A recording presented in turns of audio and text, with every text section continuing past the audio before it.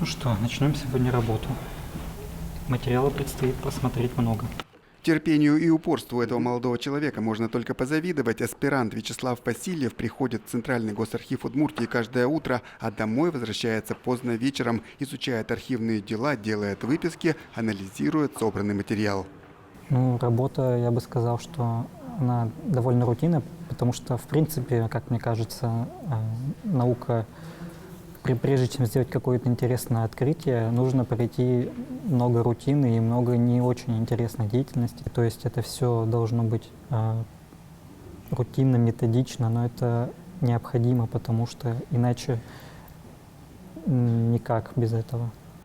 Цель Вячеслава – стать ученым. Путь один – закончить аспирантуру. Тему для своей диссертации Вячеслав выбрал сложную. Область исследования – работа Совета министров Удмуртской АССР в период с 1946 по 1991 год. А актуальность научной работы в том, что она раскрывает страницы истории одного из центральных органов власти Удмуртии – правительства. Современное правительство республики – прямой наследник опыта своего предшественника – Совета министров.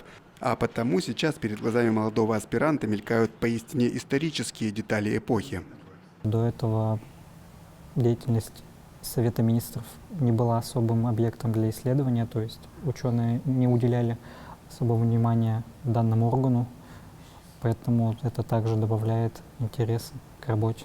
Я надеюсь, что мне удастся более подробно охарактеризовать историю Удмуртии и в плане истории органов управления Удмуртии, и мои работы будут полезны.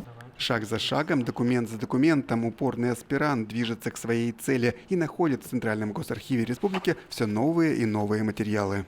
Есть такое качество, как докопаться до истины, да? Вот? Да, это вот именно, да, его вот въедливость, это его, опять же, целеустремленность, вот эти качества, которые необходимы вообще для аспиранта, для любого молодого ученого, которые позволят ему вот добиться целей.